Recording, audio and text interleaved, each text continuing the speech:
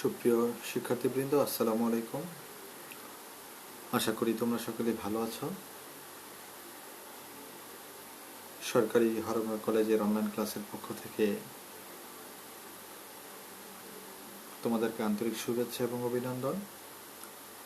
কলেজের সম্মানিত অধ্যক্ষ এবং উপাধ্যক্ষ মহোদয়ের সার্বিক প্রচেষ্টায় তোমাদের জন্য অনলাইন ক্লাসের ব্যবস্থা করা হয়েছে। আজকের অনলাইন ক্লাসে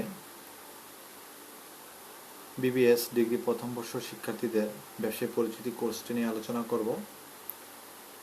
আজকের আলোচনায় আমরা পঞ্চম অধ্যায়ে ব্যবসায় সংগঠন যে অধ্যায়টি রয়েছে 32তম লেকচারে ব্যবসায় সংগঠনের মৌলিক নীতি বা উপাদান সম্পর্কে আমরা জানব।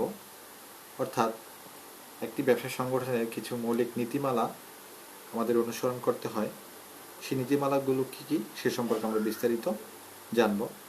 তোমাদের সাথে আমি আছি শরীফ হোসেন, অতিথি শিক্ষক, ব্যবস্থাপনা বিভাগ, অত্র কলেজ।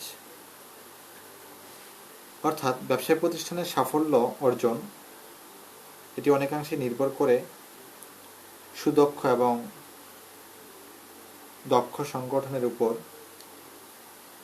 আর সংগঠনের দক্ষতা বৃদ্ধির জন্য ব্যবসায়ীকে বেশ কিছু সুনির্দিষ্ট বিধান বা যে নিয়ম কানুন রয়েছে এগুলো অনুসরণ করতে হয়, যেগুলোকে ব্যবসায় সংগঠনের মৌলিক নীতি বলা হয়। আমরা সেই নীতিগুলো সম্পর্কে বিস্তারিত আলোচনা করব। প্রথমত রয়েছে আমাদের উদ্দেশ্য ও নীতি নির্ধারণ। অর্থাৎ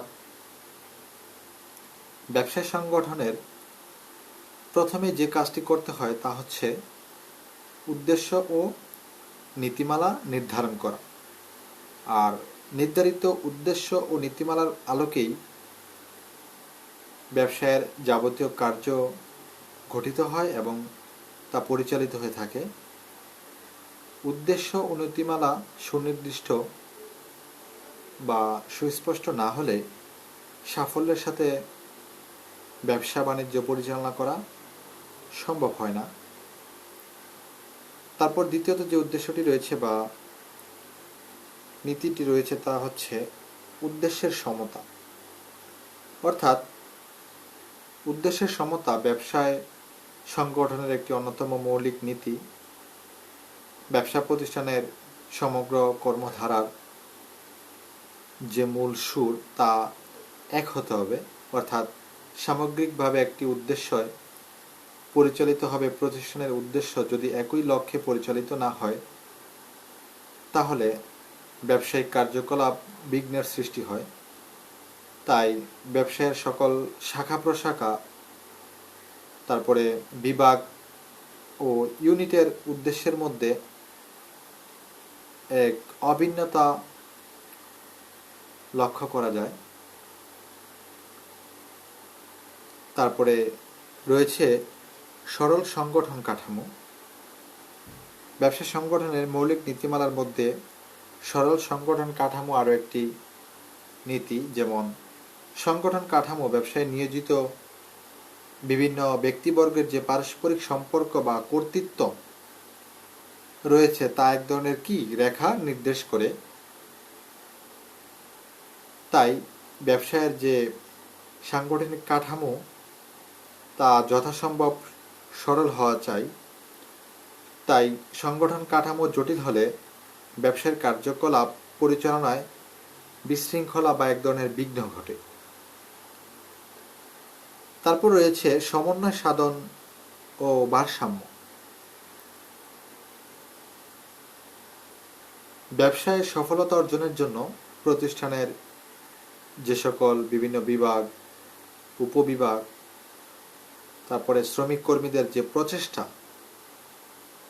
তা গৃহীত নীতির মধ্যে সমন্বয় সাধন করা এবং ভারসাম্য বজায় রাখতে হয়। আর এই সমন্বয় ও ভারসাম্য রক্ষা ছাড়া সুষ্ঠুভাবে কার্য সম্পাদন করা কি নয়, সম্ভব নয়। তাই ব্যবসায়ের সাংগঠনিক কাঠামো যথাসম্ভব সরল হওয়া চাই। এছাড়াও সমন্বয় ও ভারসাম্য রক্ষা ছাড়া সুষ্ঠুভাবে কার্য সম্পাদন করা যায় না। এই জন্য বিভিন্ন যে কার্যকলাপ রয়েছে তা এমনভাবে বিন্যস্ত করতে হবে যেন সহজেই সম্পাদিত প্রাতিষ্ঠানিক সমন্বয় সাধন করা কি হয় সম্ভব হয় এবং যে কাঙ্ক্ষিত উদ্দেশ্য তাও যেন অর্জিত হয়। তারপর রয়েছে কার্য বিভাগীয়করণ এবং কার্যভিত্তিক কর্তব্য বন্টন। অর্থাৎ কার্য বিভাগীয়করণ ও কার্যভিত্তিক যে বন্টন তা আধুনিক জটিল ব্যবসায় সংগঠনের একটি অন্যতম নীতি, যা ব্যবসায় প্রতিষ্ঠানের কার্যাবলীকে এদের প্রকৃতি অনুযায়ী বিভিন্ন বিভাগে বিভক্ত করে এবং প্রত্যেক বিভাগের জন্য বিশেষজ্ঞ নিয়োগ করা হয়। এর ফলে প্রত্যেক ব্যক্তি দক্ষতার সাথে তার কার্য সম্পাদন করতে পারে। তারপর রয়েছে নমনীয়তা। নমনীয়তার নীতিটি হচ্ছে ব্যবসায় সংগঠনের একটি উল্লেখযোগ্য নীতি। মানুষের চাহিদা, পছন্দ, রুচি প্রতিনিয়তই কি হয়, পরিবর্তন হয়। আর ব্যবসায়ও এই পরিবর্তনশীল অবস্থার সাথে সামঞ্জস্য বিধান করে চলতে হয়।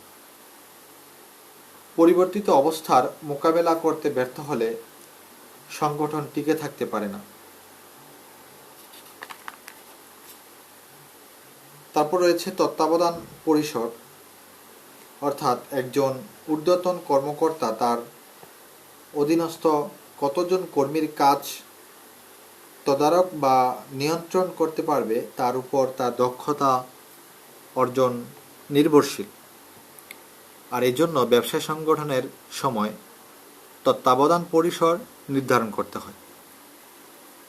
তত্ত্বাবধান পরিসর বড় হলে ঊর্ধ্বতন কর্মকর্তা সঠিকভাবে সকলের কাজ তদারক করতে পারে না। আবার পরিসর যদি ছোট হয়, সংগঠনের স্তরের সংখ্যা বৃদ্ধি পাওয়ার সমস্যা দেখা দেয়। এজন্য কাম্য তত্ত্বাবধান পরিসর নির্ধারণ করা আমাদের আবশ্যক বিষয়। তারপর রয়েছে আদেশের ঐক্য, অর্থাৎ ইউনিটি অফ কমান্ড, যেটাকে আমরা বুঝে থাকি। অর্থাৎ প্রতিষ্ঠানের অভ্যন্তরে আদেশের ঐক্য প্রতিষ্ঠা করা ব্যবসায় সংগঠনের একটি মৌলিক নীতি। আর এই নীতি অনুসারে একজন কর্মী একজন মাত্র ঊর্ধ্বতনের নিকট হতেই নির্দেশ পাবে, যাকে আমরা আদেশের ঐক্য বলে থাকি।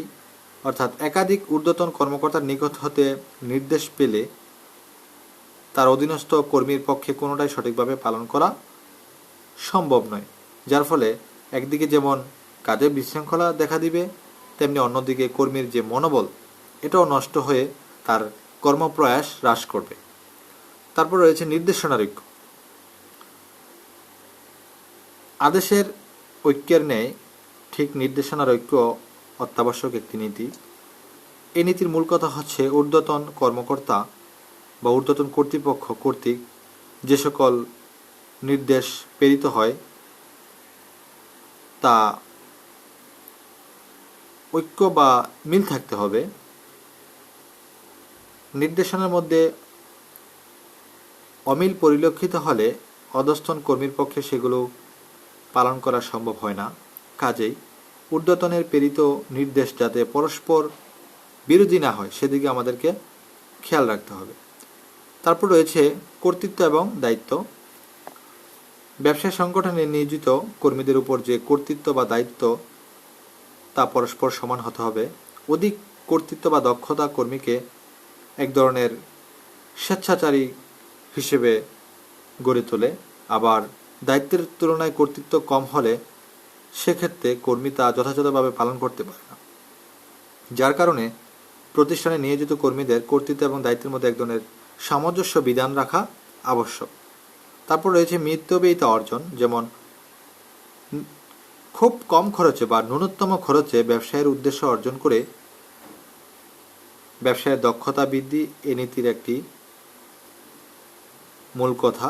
সুতরাং ব্যবসায়িক কার্যকলাপের ফলে যাতে মিতব্যয়িতা বজায় থাকে সেদিকে আমাদেরকে কি করতে হবে, খেয়াল রাখতে হবে। তারপর রয়েছে দক্ষ ব্যবস্থাপনা। দক্ষ ব্যবস্থাপনা ব্যবসায় সংগঠনের একটি গুরুত্বপূর্ণ উপাদান। এটি প্রতিষ্ঠানের কর্মী ও কর্মকে সঠিক পথে পরিচালিত করে এবং সংগঠনের উদ্দেশ্যকে বাস্তবে রূপদান করে। তাই সঠিক পরিকল্পনা বা সংগঠন নির্দেশনা, সমন্বয় এবং নিয়ন্ত্রণ ছাড়া ব্যবস্থাপীয় কার্যাবলীর মাধ্যমে প্রাতিষ্ঠানিক কার্যক্রম সুষ্ঠুভাবে সম্পাদন করা সম্ভব হয় না। তারপরে হচ্ছে মূলধনের যে বিষয়টি, সেক্ষেত্রে আমাদের নীতি হচ্ছে ব্যবসায়ের আকার এবং আয়তন অনুযায়ী মূলধন সরবরাহ করা এবং প্রয়োজনীয় মূলধনের যোগান ব্যতীত কখনোই সুষ্ঠুভাবে একটি ব্যবসায় কার্যক্রম পরিচালনা করা সম্ভব হয় না। এবং সর্বশেষ যে বিষয়টি তা হচ্ছে জবাবদিহিতা। অর্থাৎ জবাবদিহিতা ব্যবসায় সংগঠনের একটি অন্যতম নীতি, কারণ কর্তৃত্ব অর্পণের বিনিময়ে প্রত্যেক কর্মী কাজের জন্য কর্মকর্তার নিকট দায়ী থাকে, আর কর্তৃত্ব অর্পণ উপর হতে নিচের দিকে দাবিত হয়, অন্যদিকে জবাবদিহিতার নিচের দিক হতে উপরের দিকে প্রবাহিত হয়। তাই ব্যবসায় সংগঠনের ক্ষেত্রে এই নীতির প্রয়োগ থাকা অত্যাবশ্যক। তাই আমরা বলতে পারি যে ব্যবসায় সংগঠনের সুষ্ঠু পরিচালনা বা সাফল্যের জন্য বেশ কিছু বা কতিপয় সুনির্দিষ্ট নীতিমালা অনুসরণ করা অপরিহার্য বিষয়। তো শিক্ষার্থী বন্ধুরা, এই ছিল আমাদের আজকের ব্যবসা সংগঠনের বেশ কিছু মৌলিক নীতিমালা। তোমরা সকলে ভালো থাকো এবং নিয়মিত পড়াশোনা করো, এই আশা ব্যক্ত করছি। আসসালামু আলাইকুম।